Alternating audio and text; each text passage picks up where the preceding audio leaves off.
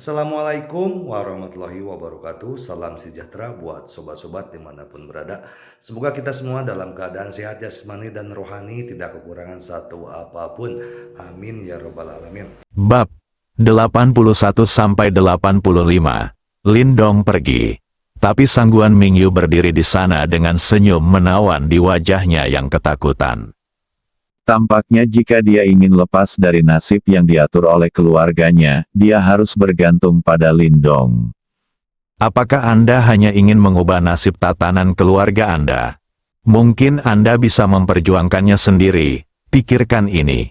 Nafas Sangguan Mingyue menjadi cepat sesaat. Sudah bertahun-tahun sejak saya melepaskan ide-ide yang tidak realistis tersebut. Dia tidak menolak bahkan ketika keluarganya mengatur agar dia menikah di luar keluarganya. Meskipun dia tidak mau melakukannya, dia juga ingin meninggalkan keluarga dan menyingkirkan bayangan yang dibawa orang itu kepadanya sejak kecil.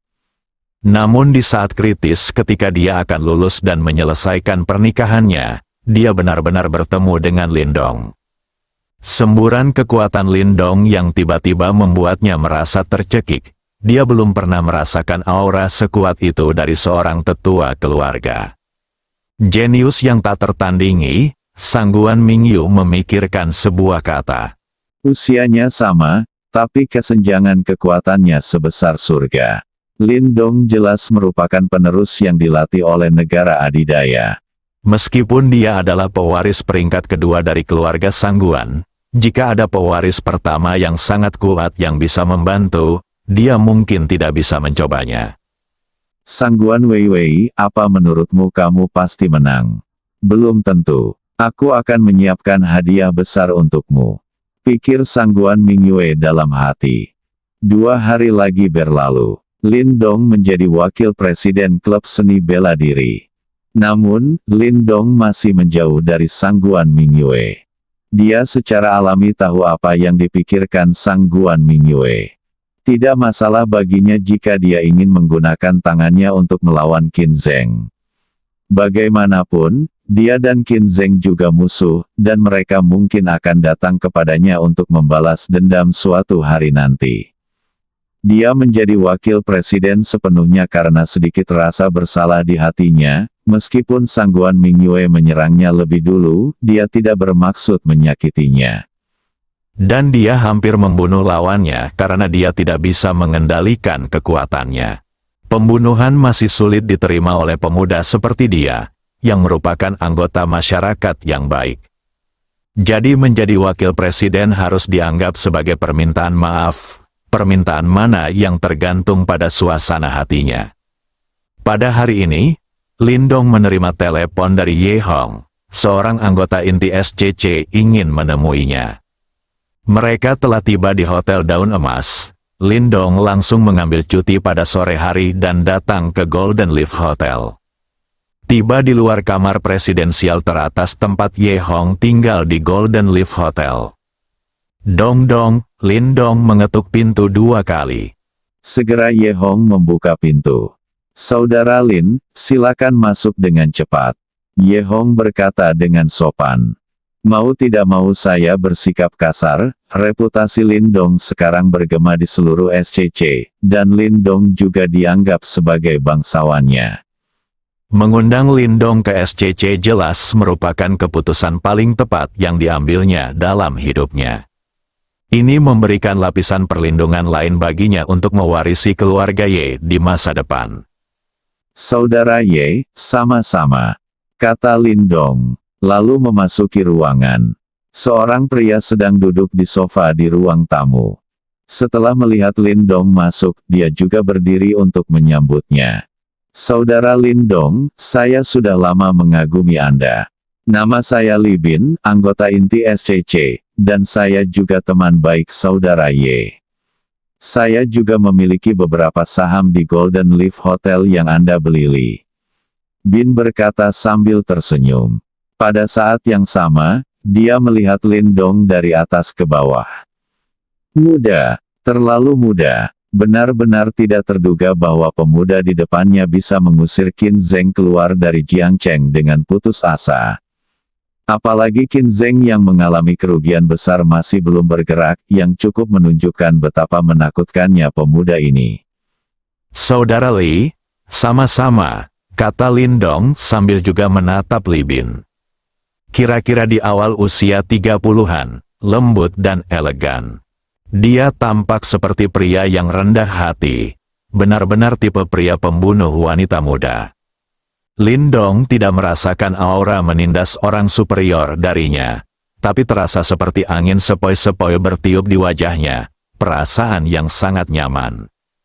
Mereka bertiga duduk, Li Bin menuangkan secangkir teh untuk Lindong dan berkata, "Saudara Lindong, bagaimana kamu ingin mencoba teh ini?"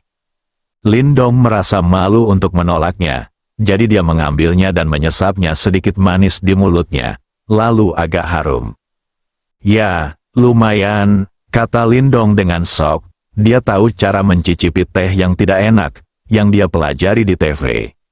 Bagaimana dia, seorang Diaosi yang menghabiskan seluruh liburannya dengan bekerja, bisa minum teh kelas atas seperti itu? "Saya pernah meminum minuman seperti teh hitam dan teh hijau. Semuanya terasa sama, dan tidak banyak perbedaan." Jika pembawa acara minum teh itu tahu apa yang dia pikirkan, mereka mungkin akan muntah darah.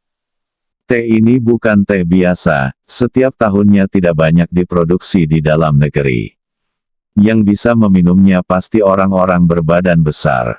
Tidak buruk, omong-omong, saya bisa minum teh ini hari ini karena kebaikan Saudara Lin.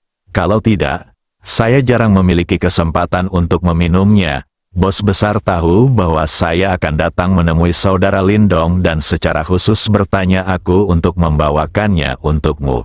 Ini untukmu. Bos besar, WHO, pendiri SCC. Lindong punya keraguan di hatinya. Tapi dia tidak bertanya. Karena pihak lain bisa membawakannya teh mahal, dia pasti tidak akan menyebutkannya begitu saja. Enak sekali, Lindong berpura-pura meminum 2 teguk lagi. "Saudara Lin, bisakah Anda ceritakan tentang situasinya hari itu? Kami semua penasaran. Bagaimana Saudara Lin membuat Qin Zheng merasa kalah?" Ye Hong menyela dari samping. Li Bin juga berhenti untuk mencicipi teh dan menatap Lindong. Dia memang ingin mendengar tentang hari itu. Sebenarnya, tidak ada yang perlu dikatakan. Lalu Lindong berbicara singkat tentang apa yang terjadi hari itu, tapi mengabaikan momen terakhir ketika dia menjentikkan jarinya dan menghancurkan pedangnya. Dia selalu merasa sedikit malu menguji dirinya sendiri seperti ini. Saudara Lindong tidak mengatakan yang sebenarnya. "Mengapa Anda menghilangkan bagian yang paling menarik? Saya mendengar bahwa Anda menjepit pedang Qin Zheng dengan 2 jari, dan pedang lembut paduan yang dia bawa selama bertahun-tahun runtuh dalam sekejap. Jarinya patah. Ini bukan sesuatu yang bisa dilakukan orang biasa," kata Li Bin. "Anda sudah mengetahui hal ini? Apakah Anda masih ingin saya memberitahu Anda?"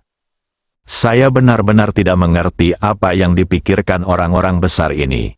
Saudara Li salah paham. Bagian yang paling menarik adalah Po Jun dan Paman San. Pertarungan antara mereka berdua pada akhirnya hanya sedikit menyenangkan. Lindong berkata dengan rendah hati. Li Bin tidak berkata apa-apa. Dia kenal Qiyu San, master veteran daftar harimau. Namun, Lindong belum pernah mendengar tentang master daftar macan Po Jun di sebelahnya sebelumnya. Pertarungan antara 2 Tiger List sungguh seru. Tapi jika dia ingin menghancurkan pedang paduan lembut Qin Zheng dengan menjentikkan jarinya, bisakah Qiyu San melakukannya? Mungkin tidak. Itu adalah material yang dikembangkan dengan teknologi tercanggih. Inilah sebabnya mereka menghargai Lindong. Jika itu hanya pengikut master daftar macan, mereka tidak akan mengerahkan banyak tenaga agar dia, anggota inti, datang menemui Lindong secara langsung. Qin Zheng tidak akan mengambil tindakan sampai sekarang. Dia masih sangat muda, tetapi kekuatannya sangat menakutkan, dan latar belakangnya secara alami tidak buruk. Dunia ini tidak memiliki petualangan dalam novel seni bela diri dan serial TV tiba-tiba. Anda bisa mendapatkan buku seni bela diri dan berlatih seni bela diri yang tiada taraf. Atau jika Anda mendapatkan keterampilan yang diajarkan oleh senior tertentu dan memiliki keterampilan puluhan tahun dalam sekejap, itu semua tidak masuk akal. Kekuatan harus dikembangkan selangkah demi selangkah, dan mereka yang bisa mengembangkan kejeniusan tiada taraf seperti Lindong pastilah kekuatan yang sangat kuat. Mereka bertiga membicarakan banyak topik yang tidak relevan bersama-sama. Semuanya berusaha menjalin hubungan baik dengan Lindong. Dengan kekuatan yang ditunjukkan Lindong sekarang, bahkan Li Bin, anggota inti SCC, sedikit ketakutan. Dia berpikir jika dia menghadapi Qin Zheng dengan keras, peluangnya untuk menang kecil. Selain itu, dia berperingkat tinggi di antara anggota inti SCC. Sebagian besar anggota inti tidak dapat dibandingkan dengan Raja Besar SCC. Lindong merasa sedikit bosan. Dia tidak terlalu terbiasa berbicara dan tertawa dengan orang-orang besar ini. Dia belum melihat dirinya sebagai orang yang hebat. Meskipun orang lain melihatnya, Li Bin merasa waktunya hampir habis. Jadi dia berkata kepada Lindong, "Saudara Lindong, kali ini saya di sini. Bukan hanya untuk menemui Anda, tetapi saya juga di sini dengan instruksi bos." Di sini, Lindong tahu bahwa penyebutan "bos besar" oleh Li Bin di awal pasti disengaja. "Oh, saya tidak tahu siapa bos besarnya. Ada apa, Saudara Ye tahu?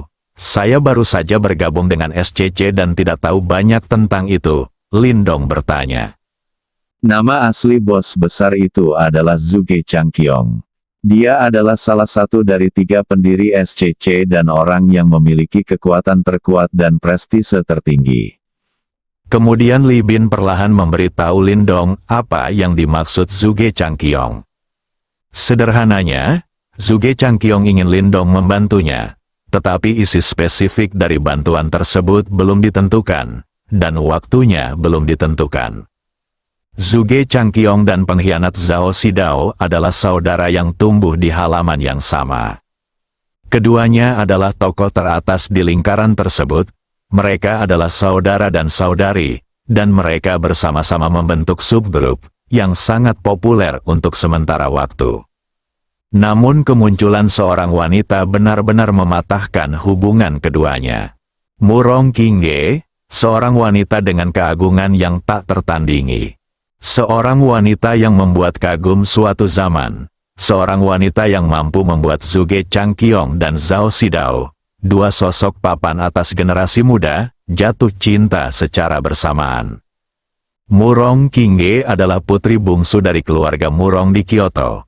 Namun karena cacat bawaan saat lahir, ia dinilai tidak dapat hidup sampai usia 10 tahun, dan kemudian dibawa pergi oleh seorang ahli. Ketika dia berumur 22 tahun, dia kembali ke Kyoto dan membangkitkan kekaguman generasi muda di Kyoto begitu dia muncul. Bahkan Zhuge Changqiong dan Zhao Xidao, yang makmur pada saat itu, tidak terkecuali. Keduanya sepakat untuk bersaing secara adil, dan tidak peduli siapa yang dipilih Murong Qingge pada akhirnya, yang lain bersedia mengaku kalah. Jika Murong Qingge memilih salah satu atau tidak keduanya, keduanya tidak akan berselisih satu sama lain. Tapi kebetulan Murong Qingge membuat perjanjian 10 tahun dengan mereka berdua. Dia akan pergi selama 10 tahun lagi. Ketika dia kembali 10 tahun kemudian, orang yang ingin dinikahinya haruslah orang pertama dari generasi muda. Setelah itu, Zhuge Changqiong gagal dalam persaingan memperebutkan posisi pengkhianat, jadi dia pergi ke kota iblis, di mana dia mendirikan SCC dengan 2 pahlawan kota iblis, dan membentuk kecenderungan untuk membagi dunia dengan pihak pengkhianat. Zhuge Changqiong tidak tahu bagaimana Murong Qingge, yang disebut-sebut sebagai pemimpin generasi muda, menilainya. Tapi sekarang Zhao Xidao memiliki keputusan akhir dalam partai pengkhianatan. Tetapi 3 orang memiliki keputusan akhir di SCC, jadi dia sudah kalah dalam hal ini. Ketika penunjukan 10 tahun tiba, Zhuge Changqiong berharap Lindong dapat membantunya. Dengan kekuatan yang ditunjukkan Lindong sekarang dan kekuatan tersembunyi di belakangnya, dia pasti bisa menjadi tangan kanannya. Lindong juga tertegun beberapa saat setelah memahami seluk-beluk masalah ini. Zhuge Changqiong bukan hanya pendiri SCC, tapi juga pendiri partai pengkhianat. Dan kedua bos itu benar-benar saling bermusuhan demi seorang wanita. Apakah plot berdarah seperti itu benar-benar ada? Dia pikir itu hanya akan muncul di serial TV. Wanita seperti apa yang bisa diperebutkan oleh dua pria papan atas meskipun mereka berbalik melawan satu sama lain? Lindong sangat penasaran, seperti apa rupa Murong Qingge. Apakah itu benar-benar sebanding dengan yang abadi? Saudara Li, apakah kamu pernah bertemu dengan Murong Qingge? Wanita seperti apa dia? Seseorang yang bisa membuat dua tokoh teratas generasi muda jatuh cinta padanya, dan bahkan berbalik menentangnya. Lindong bertanya dengan rasa ingin tahu. Aku malu. Saat aku berada di kota ajaib, Murong Qingge tidak tinggal lama ketika dia muncul di Kyoto, jadi sayang sekali aku belum bertemu dengannya. Ingin tahu seperti apa wanita Murong Qingge? Lalu metode bantuan apa yang ada? Tidak ada piagam. Jadi apa yang harus saya lakukan? Lindong bertanya. Saudara Lindong, jangan gugup. Persaingan untuk menjadi orang nomor satu di kalangan generasi muda tidak lebih dari perbandingan kekuatan dan kekuatan. Mungkin Murong Qingge akan meminta keduanya untuk bertarung. Maka itu akan menjadi milik bos besar, urusannya sendiri. Dan itu tidak masalah bagi Lindong. Saudara Dong mengambil tindakan dan meminta bantuan saudara Lindong untuk berjaga-jaga. Tak perlu mengambil tindakan saat itu. Anda masih bisa melihat duel antara Murong Qingge dan dua tokoh teratas tersebut. Tidak apa-apa, aku sudah setuju untuk melakukan ini. Beritahu aku jika waktunya tiba, jawab Lindong. Sebagai anggota senior SCC, bos besar masih harus memberinya muka, dan dia masih membutuhkan status ini untuk memperluas kekuasaannya. Kak Lindong senang sekali. Mulai sekarang kalian sudah menjadi anggota inti SCC. Ini keputusan bos besar. Nanti saya akan berikan beberapa hak dan kewajiban anggota inti. Anggota inti berbeda dengan anggota senior. Dia sudah menjadi anggota senior SCC dan dapat berpartisipasi dalam mengambil beberapa keputusan besar. Apakah ini promosi anggota inti? Sangat cepat. Tidak perlu mengeluarkan uang. Lindong sebenarnya masih ingin mengeluarkan sejumlah uang. Poin Shen Hao tidak meningkat, Zhao Xuan tidak mampu mengeluarkan cukup uang, yang membuatnya sangat tertekan. Di sebelahnya, Ye Hong memandang Lindong dengan iri.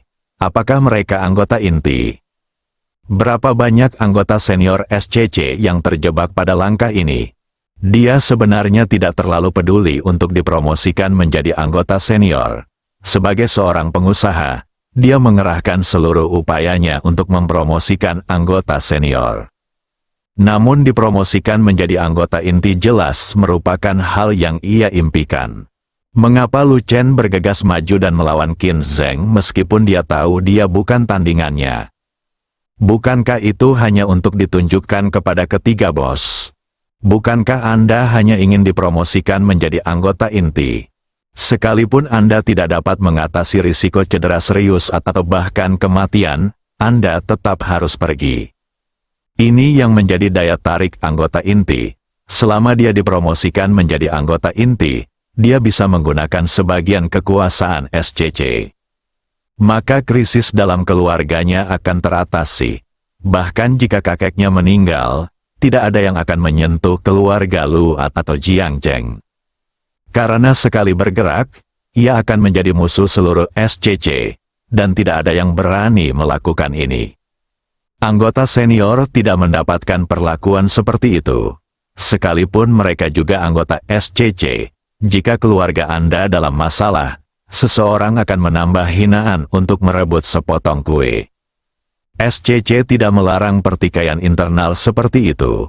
Sudah menjadi kenyataan sejak zaman kuno bahwa pihak yang lemah akan memangsa pihak yang kuat, dan hal yang sama juga berlaku di dalam partai makar.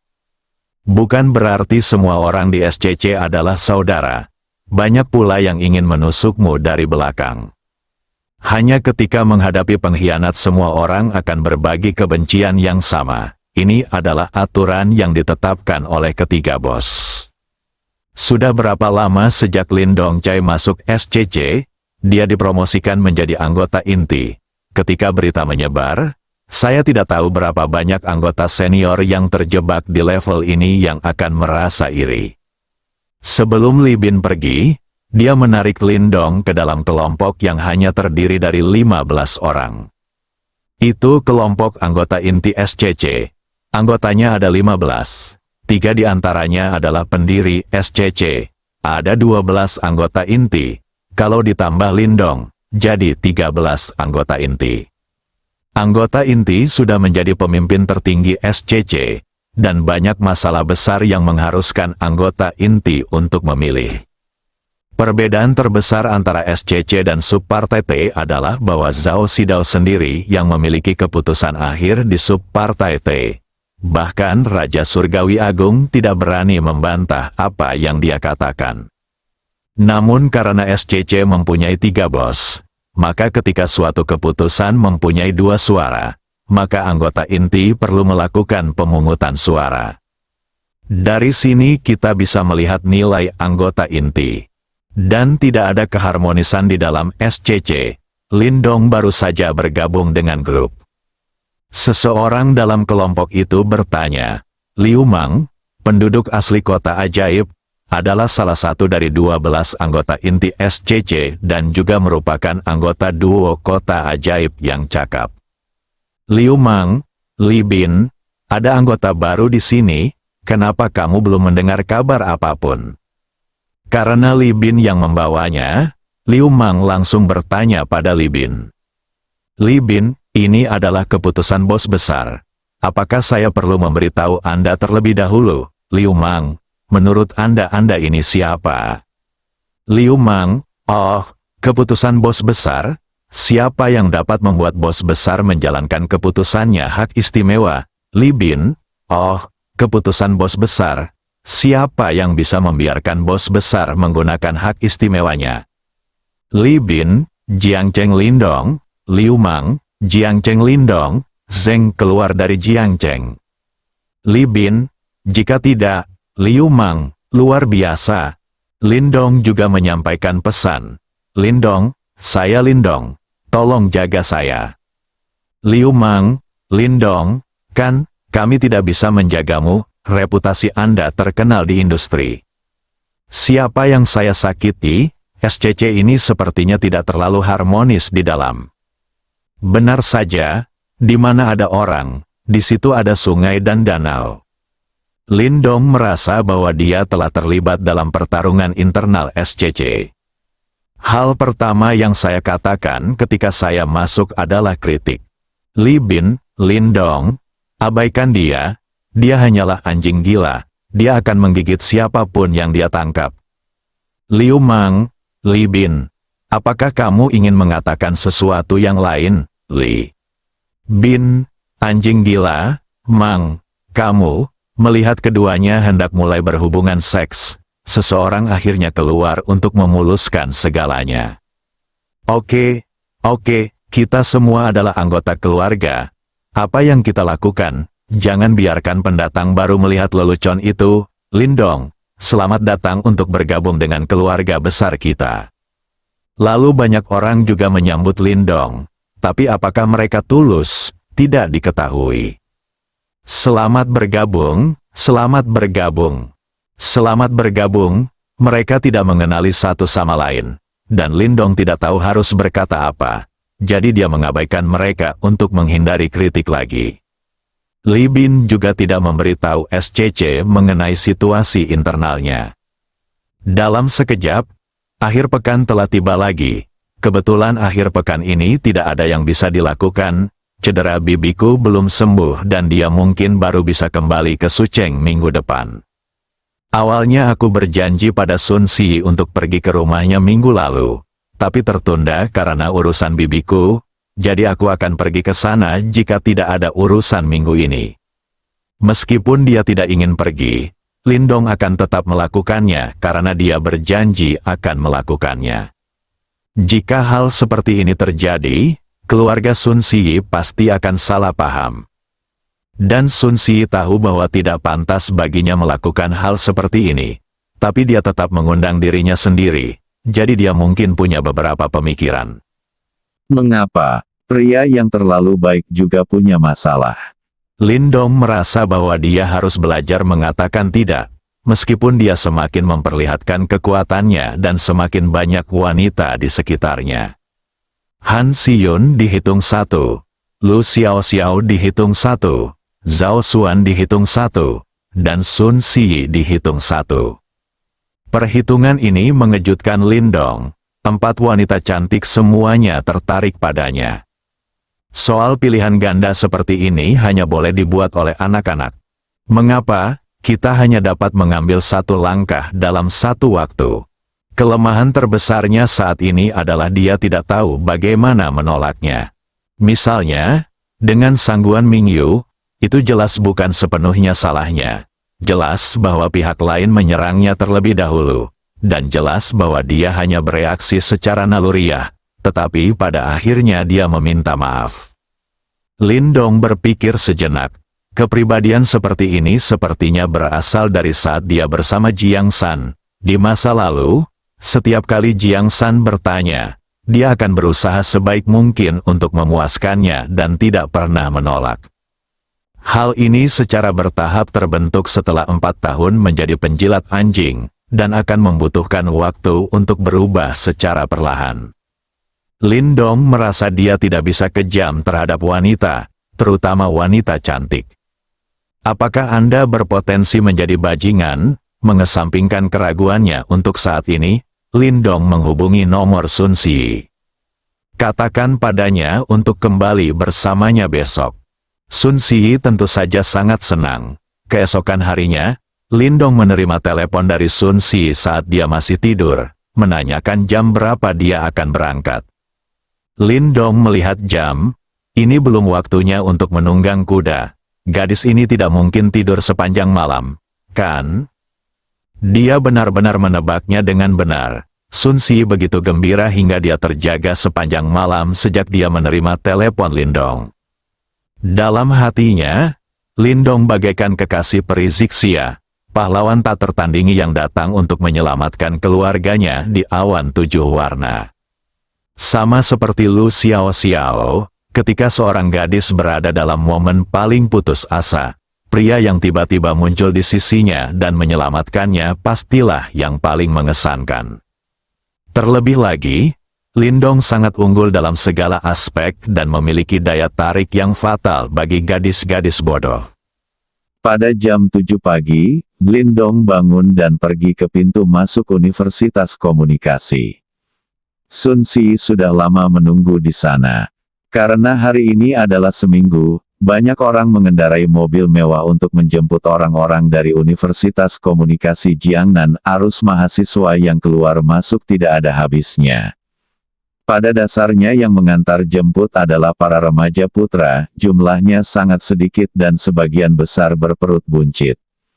Seharusnya mereka semua adalah ayah dari para siswa tersebut. Adapun apakah mereka ayah kandung atau ayah baptis, hanya pihak-pihak yang terlibat yang tahu. Sun Si berdiri di pintu masuk Universitas Komunikasi menunggu bus. Bahkan di Universitas Komunikasi di mana Dewi ada di mana-mana, pemandangannya sangat indah. Dia tinggi, cantik, dan memiliki sosok yang baik. Dia berkulit putih dan cantik dengan kaki yang panjang. Dia juga mengenakan gaun putih. Sun Si berdandan dengan hati-hati hari ini, dan bahkan merias wajahnya sedikit, hanya untuk meninggalkan kesan yang baik pada Lindong. Banyak bos yang mengendarai mobil mewah untuk menjemput orang, ketika melihat Sun Si tiba-tiba merasa orang yang dijemputnya kurang baik. Beberapa orang yang mengendarai mobil besar datang dan bertanya pada Sun Si kemana dia akan pergi dan apakah mereka bisa beri dia tumpangan. Lalu kemana harus membawanya setelah naik bus. Setiap orang mengambil keputusannya sendiri. Namun, semuanya ditolak oleh Sun Si. Sun Si melihat banyak alumni di sekitarnya masuk ke mobil para bos ini. Dia merasa mual ketika memikirkan lelaki tua berperut buncit bahkan berkepala botak yang baru saja datang untuk menanyainya. Semakin dia melihat para alumni ini masuk ke mobil yang disebut bos besar dan melakukan transaksi kotor demi sedikit sumber daya dan uang, semakin Sun Si merasa senang dengan Lin Dong. Jika bukan karena bantuan 100 juta Lin Dong, dia mungkin akan mengikuti jalan yang sama untuk keluarganya dan alumni ini. Dan bahkan jika dia melakukannya, yang dia dapatkan hanyalah setetes air di ember. Jadi Lin Dong ditakdirkan untuk menjadi pria yang tidak akan pernah bisa dia lupakan seumur hidupnya. Ketika Sun Si memikirkan Lin Dong, sebuah suara terdengar dari belakangnya dan menepuk bahunya. Si, siapa yang kamu tunggu di sini? Begitu Sun Si mendengar suara itu, dia tahu itu adalah sahabatnya Yue Mujun dari sekolah yang sama. Bersama Sun Si, ia dikenal sebagai 4 aktor cilik di departemen akting. Yue Mujun setengah kepala lebih pendek dari Sun Si, tapi dia sangat imut. Dia sepenuhnya menjelaskan konsep mungil dan indah, tipe wanita yang sekilas bisa membangkitkan hasrat perlindungan pria. Tidak menunggu siapapun. Junjun, kamu mau kemana? Aku sedang menunggu ayahku menjemputku. Apakah kamu siap pulang? Yah, aku sedang menunggu teman menjemputku. Pacar? Tidak, hanya teman baik. Lihat betapa gugupnya kamu, aku tidak akan mencuri pacarmu. Kata Yue Mujun sambil tersenyum. Ketika Lin Dong tiba di pintu masuk Universitas Komunikasi, dia tentu saja menimbulkan keributan besar. Lihat, mobil sport macam apa itu? Keren sekali. Astaga, Bugatti Flying Dragon. Ya Tuhan, ada mobil seperti itu di Jiangcheng. Hebat sekali. Senang sekali. Petik 2. Alangkah baiknya jika kamu datang menjemputku. Aku benar-benar ingin menjadi orang yang menarik perhatian semua orang. Apakah kamu di sini untuk menjemput Sun Si dan Yue Mujun? Sudah berakhir. Ini akan hancur. Dewi lain disetubuhi oleh babi. Petik 2. Bagaimana kamu tahu itu babi? Menurutku dia pria yang sangat tampan. Kekuatan Bugatti Flying Dragon tidak terlalu bagus. Mobil yang diparkir seperti Mercedes. Benz hampir seperti sepeda. Lin Dong memarkir mobilnya tepat di depan Sun Si dan Yue Mujun. Jendela mobil diturunkan. Teman sekelas Sun, ayo pergi. Teriak Lin Dong di dalam mobil. Ketika Sun Si melihat mobil sport keren yang diparkir di depannya, dia mengira itu adalah bos lain yang datang untuk memulai percakapan. Baru setelah Lin Dong meneleponnya, dia menyadari bahwa itu adalah Lin Dong. Lin Dong bisa dengan santai menghabiskan 100 juta untuk membantu keluarganya mengatasi kesulitan, jadi mengendarai mobil seperti ini adalah hal yang tepat. Oh, ini. Sun Si hendak masuk ke dalam mobil ketika Yue Mujun memegang tangannya, lalu Yue Mujun berbaring di depan jendela penumpang. Siapa namamu? Apakah kamu pacar Si? Kenapa aku belum pernah mendengar Si membicarakanmu sebelumnya? Sudah berapa lama kamu bersama? Yue Mujun bertanya pada Lin Dong dengan rasa ingin tahu. Lin Dong melihatnya dan melihat seorang gadis cantik tergeletak di jendela penumpang mobil, menanyakan beberapa pertanyaan berturut-turut. Petik 2. Teman sekelas ini, teman sekelas Sun dan aku adalah teman baik. Aku juga pulang ke rumah pada akhir pekan dan membawanya bersamaku dalam perjalanan. Aku sahabat Yuemu. Jun, jika kamu berani menindasnya, aku tidak bisa membiarkanmu. kata Yue Mujun dan mengangkat tinjunya sebesar cakar kucing. Junjun, kami benar-benar hanya teman baik, kata Sun Si sambil menarik Yue Mujun dari belakang. Oke, aku tidak akan mengganggumu lagi. Tapi Si, sebagai seorang gadis, kamu masih harus belajar melindungi dirimu sendiri. Sebelum kamu memahami orang lain, kamu harus berpegang pada intinya, oke? Si. Saat kata-kata ini keluar dari mulut seorang gadis mungil dan imut, aku merasa sedikit canggung. Sun Si tersipu mendengar kata-kata Yue Mujun.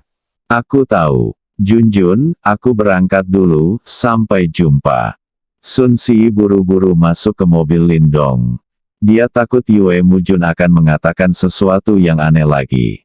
Lindong menginjak pedal gas dan Bugatti Flying Dragon menimbulkan awan debu dan menghilang di pintu masuk Universitas Komunikasi. Sudah berakhir, cucu Dewi dijemput oleh Bugatti Wyvern. Apakah kamu melihat siapa yang mengemudikan Bugatti Wyvern? Berapa umurnya? Sepertinya masih muda. Dia juga botak. Sudah berakhir, Dewi benar-benar ditiduri babi. Kentut. Aku dengan jelas melihat seorang pria muda tampan mengendarai mobil. Yue Mujun melihat ke arah perginya Sun Si dengan bingung. Saat ini, Rolls-Royce Phantom muncul di depannya. Kemunculan Rolls-Royce Phantom memang kurang menarik perhatian banyak pelajar, kecuali sebagian pelajar yang lebih mengenal mobil, hanya sedikit yang mengetahui tentang mobil ini. Meski mobil ini juga dibanderol dengan harga puluhan juta, namun tampilannya terlalu sederhana dan tidak secemerlang Bugatti Flying Dragon. Dengan kemunculan Bugatti barusan, Phantom secara alami tidak menimbulkan pergerakan. Yue Mujun membuka pintu mobil dan masuk. Ada seorang pria muda berusia 40-an duduk di dalam mobil. Ayah, teriak Yue Mujun. Baiklah. Junjun, apakah kamu tahu pemilik mobil di depanmu? Tanya ayah Yue Mujun, Yue Chuanxiong. Aku tidak kenal dia, tapi aku kenal sahabatku. Dia pasti pacar barunya. Ada apa? Ayah, kamu kenal dia? Apa dia bajingan? Kalau begitu, aku tidak bisa membiarkan Si melompat ke dalam api lubang, kata Yue Mujun. Aku tidak mengenalmu, tapi aku ingin mengenal satu sama lain. Undanglah sahabatmu dan pacarnya untuk makan kapan-kapan. Kenapa kamu mengenalnya? Bukankah dia hanya generasi kedua yang kaya? Yue Mujun bertanya dengan bingung. Junjun, kamu tidak bisa menganggap semuanya begitu saja. Mobil itu tidak sederhana. Bugatti Flying Dragon edisi terbatas hanya dijual 1 unit di dunia. Dan harganya sekarang lebih dari 10 juta. 10 juta. Mahal sekali. Yue Mujun juga berkata dia terkejut. Meskipun keluarganya adalah keluarga kaya yang terkenal di Jiangcheng, harga mobil seharga puluhan juta masih agak sulit diterima. Jadi tidak ada salahnya saling mengenal, ayo berbisnis. Dengan banyak teman dan banyak jalan, kita mungkin punya peluang untuk bekerja sama di masa depan. Ayah, bisakah kamu berhenti berbisnis terus-menerus dan akhirnya datang dan memilih aku bangun sekali? Mereka bisa membicarakan bisnis dengan teman sekelasku. Mereka sama sekali tidak peduli padaku. Oke, ayah tidak membicarakan bisnis. Biarkan ayah melihat apakah berat badanmu turun. Rolls-Royce Phantom pergi perlahan. Aku baru saja melihat seorang pemuda duduk di dalam mobil yang dinaiki Dewi Bulan. Benarkah? Itu benar sekali. Aku berani menjaminnya dengan karakterku. Sungguh, aku bersumpah pada Deng. Sudah berakhir, 2 aktris papan atas di departemen akting dikalahkan sekaligus. Bagaimana kamu bisa hidup seperti ini? Bekerja keras. Sekarang jika kamu bekerja keras, pacarmu mungkin masih berada di taman kanak-kanak. Bugatti Flying Dragon, Lindong, tidak apa-apa. Dia adalah sahabatku yang bernama Yue Mujun. Dia suka bercanda. Lindong, terima kasih sudah menemaniku pulang hari ini. Terima kasih juga atas 100 juta yang kamu pinjamkan padaku. Tanpa uang itu, aku benar-benar tidak tahu seperti apa keluargaku nantinya. Hei, teman sekelas Sun, jangan menangis. Lindong tidak tahu kenapa, tapi dia paling takut pada wanita yang menangis, terutama wanita cantik. Lindong, bagaimana jika aku tidak bisa mengembalikan uangnya? Sun Si tiba-tiba bertanya. Teman sekelas Sun, sebenarnya uang itu tidak berarti apa-apa bagiku. Jika kamu benar-benar tidak bisa mengembalikannya, kenapa kamu tidak berjanji padaku? Lindong merasa suasananya agak membosankan, jadi dia bercanda. Benarkah? Sun Si mengangkat kepalanya dan bertanya dengan ekspresi serius. Lindong mengatakan kata sandinya adalah 762.141.949 dan semua orang boleh berkomunikasi. Lalu tak satu pun dari mereka berbicara lagi. Pipi Sun Si memerah dan dia melihat keluar jendela bertanya-tanya apa yang dia pikirkan. Lindong awalnya ingin menghidupkan suasana, tapi ternyata menjadi lebih membosankan. Bagaimana menjawabnya? Tidak tahan lagi. Akan ada masalah selanjutnya. Yangcheng adalah kota setingkat kota Matya. Meskipun tidak sebaik kota setingkat provinsi seperti Jiangcheng, kota ini jauh lebih makmur dibandingkan kota setingkat kabupaten seperti Sucheng, kampung halaman Lindong. Dalam lebih dari 2 jam, Lindong tiba di Yangcheng. Tapi karena ini adalah pertama kalinya, dia merasa sedikit tidak nyaman dengan tangan kosong. Lindong berkeliling dan membeli banyak barang di Yangcheng, lalu mengikuti bimbingan Sun Si ke komunitasnya. Keluarga Sun Si tinggal di komunitas kelas atas di Yangcheng. Dengan suntikan modal 100 juta Lindong, Sun Wei Cheng melunasi semua hutangnya, jadi dia kembali ke rumah aslinya. Memasuki komunitas, mobil Lindong pun menarik perhatian 2 satpam di ruang keamanan. Meskipun mereka belum pernah melihat mobil Lindong, mereka tidak menghentikan Lindong dan langsung melepaskannya. Saudara Zhang, mobil ini sepertinya bukan milik komunitas kita, kan? Mengapa kita tidak bertanya dan mendaftarkannya? Xiao Chen, kamu baru saja tiba. Kamu harus jeli untuk melakukan apa yang kami lakukan. Tolong beri saya nasihat dari saudara Zhang. Ayolah, saudara Zhang, merokok. Penjaga keamanan yang lebih tua mengambil rokoknya, menghisapnya dan berkata, saya akan memberitahu Anda hari ini. Untuk melakukan pekerjaan ini dengan baik, saudara Zhang dan saya telah belajar cara mengenali mobil. Kami adalah komunitas kelas atas dengan lebih dari 500.000 orang. Saya akan melepaskan semua mobil secara langsung, dan saya hanya akan mendaftarkan mobil yang bernilai kurang dari 500.000 yuan. Mengapa demikian? Penjaga keamanan muda bertanya. Kamu bodoh, ini komunitas kelas atas. Beli rumah harganya jutaan bahkan puluhan juta. Siapa yang mau membeli rumah jutaan dan mengendarai mobil seharga 1 atau 200.000? Dan jika harganya lebih dari setengah juta ini berbeda. Jika Anda secara tidak sengaja menyinggung orang kaya yang pemarah itu, apakah Anda masih ingin melakukannya? Saya mengerti. Mobil tadi sangat indah, pasti harganya lebih dari 500.000 yuan, jadi saudara Zhang saja biarkan saja. Apakah harganya jutaan? Lebih dari setengah juta. Tahukah kamu merek mobil itu? Bugatti Flying Dragon, tahukah kamu awalnya harga mobil ini? Berapa? 30 juta. Penjaga keamanan yang lebih tua menunjuk dengan 3 jari. Berapa? Tanya satpam muda itu dengan mulut terbuka lebar. Dia jelas takut dengan harganya, 30 juta untuk sebuah mobil. Itu di luar imajinasinya, 30 juta. Ini baru harga awal. Beberapa edisi terbatas setidaknya 50 juta atau lebih. Bagaimana? Apakah kamu takut? Siapa yang berani menghentikan mobil semacam ini? Tidak apa-apa jika kamu bertemu seseorang dengan temperamen yang lebih baik.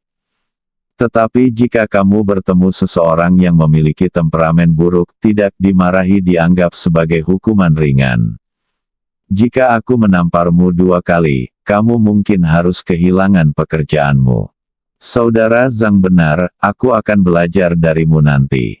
Jaga saudara Zhang. Ayo, saudara Zhang merokok, kata penjaga keamanan muda itu dan menyerahkan seluruh bungkus rokok.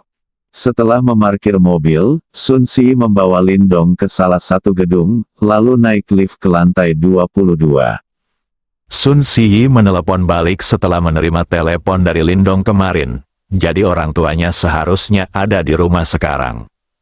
Berjalan menuju pintu rumahnya, dia mengeluarkan kunci dan membuka pintu. Sun Si tertegun setelah masuk. Apa yang sedang terjadi di sini? Mengapa ada begitu banyak orang? Lindong mengikuti Sun Si dan tertegun saat memasuki pintu. Saya melihat sekitar 10 orang mengobrol di ruang tamu rumah Sun Si, dan beberapa orang di dapur juga membuat keributan. Orang-orang ini adalah kerabat dekat dari keluarga Sun. Paman, Bibi, Paman, Bibi, Del semuanya berkumpul hari ini. Si sudah kembali. Ayah Sun Si, Sun Wei Cheng, melihat Sun Si dan Lindong dan berdiri dari sofa untuk menyambut mereka. Ayah, apa yang kamu lakukan? Sun Si bertanya. Sun Wei Cheng tidak menjawab pertanyaan putrinya, tetapi berkata, apakah ini Lindong? Masuk dan duduk, ayo. Mengapa membeli begitu banyak barang? Tidak ada kekurangan di rumah, teriak. Sun Wei Cheng memandang Lindong dengan santai. Pria yang sangat baik. Dia sopan, tampan, kondisi keluarganya belum lagi, dan dia tidak memiliki kesombongan seperti generasi kedua yang kaya. Lindong mengikuti Sun Wei Cheng ke ruang tamu sambil membawa hadiah, meninggalkan Sun Si berdiri di aula depan, pikirannya sedikit kacau. Dia mungkin menebak apa maksud orang tuanya. Dia pasti mengira Lindong adalah pacarnya, dan tentu saja dia juga mengatakannya. Mengetahui bahwa saya membawa Lindong kembali hari ini, saya menelepon kerabat dekat ini. Di satu sisi, saya ingin mereka bertemu dengan pacar putri saya, dan di sisi lain, saya juga ingin pamer. Lagi pula, Lindong bisa dengan mudah menghabiskan 100 juta untuk membantu keluarga mereka, yang bukan sesuatu yang bisa dilakukan orang biasa. Sun Si berjalan ke aula dengan lesu. Dia masih memikirkan bagaimana menjelaskannya kepada Lindong. Awalnya saya mengira hanya orang tua dan saudara perempuan saya yang makan bersama Lindong untuk mengungkapkan rasa terima kasih mereka, tetapi sekarang begitu banyak orang yang datang. Akankah Lindong tidak bahagia? Apakah dia akan pergi dengan marah? Sun Si sedikit gugup, lagi pula dia sudah terlalu lama tidak berhubungan dengan Lindong, jadi dia tidak tahu banyak tentang kebiasaan generasi kedua yang super kaya ini. Mungkin tidak. Biasanya dia terlihat cukup sopan. Apa yang harus saya lakukan jika dia tidak terbiasa dengan pemandangan seperti itu dan pergi dengan marah? Dengan banyaknya kerabat, bagaimana saya bisa mundur? Sun Si langsung berpikir banyak. Aku hanya takut Lindong tidak bahagia. Lindong saat ini sedang diinterogasi oleh bibi dan paman ketujuh Sun Si secara bergantian. Kemana kamu pergi ke sekolah? Berapa banyak orang yang ada dalam keluarga? Apa yang orang tuamu lakukan di rumah? Ada berapa saudara laki-laki dan perempuan di sana? Orang-orang ini jelas masih belum tahu bahwa 100 juta yang dipinjamkan oleh Lindong lah yang membuat Sun Wei Cheng keluar dari masalah, jika tidak mereka tidak akan berani menanyakan ini atau itu pada Lindong. Bagaimana seorang pemuda yang dengan santainya bisa menghabiskan 100 juta menjadi orang biasa? Anda mungkin tidak tahu betapa kuatnya keluarga Anda. Mereka hanya mengira Sun Wei Cheng memiliki kemampuan untuk kembali setelah ditipu begitu banyak uang. Lindong merasa dia hampir kewalahan. Orang-orang ini seharusnya menganggapnya sebagai pacar Sun Si. Dia tidak bisa menceritakan keadaan sebenarnya secara langsung. Dia hanya mengatakan bahwa keluarganya sedang melakukan usaha kecil-kecilan. Ketika mereka mendengar bahwa keluarga Lin Dong terlibat dalam bisnis kecil-kecilan, orang-orang ini sedikit tidak tertarik dan meremehkan Lin Dong yang terlibat dalam bisnis besar. Di mata mereka, usaha kecil hanyalah warung buah-buahan dan kantin, tidak mungkin bisa dibandingkan dengan keluarga Sun mereka. Lin Dong hanya ingin memanjat pohon besar keluarga Sun. Lin Dong meluangkan waktu untuk melirik Sun Si dan menemukan bahwa Sun Si juga sedang menatapnya, tapi matanya memohon. Lin Dong tersenyum pahit di dalam hatinya dan terus menerima pemeriksaan silang. Saat ini, pintu kamar Sun Xing, saudara perempuan Sun Si, terbuka, dan 5 orang muda keluar satu demi satu. Yang tertua berusia 17 tahun, dan yang lebih muda baru berusia 12 atau 13 tahun. Ini adalah sepupu dan sepupu Sun Si. Kakak, teriak Sun Xing. Saudari Si. Saudari Si. Petik 2. Sun Si pun menanggapinya satu persatu. Setelah orang-orang ini keluar, mereka memandang Lin Dong dengan rasa ingin tahu. Untungnya, rumah Sun Si cukup besar, dan ruang tamunya berukuran 50 meter persegi. Bahkan jika hampir 20 orang berkumpul di ruang tamu, tidak akan terasa sesak. Bersambung.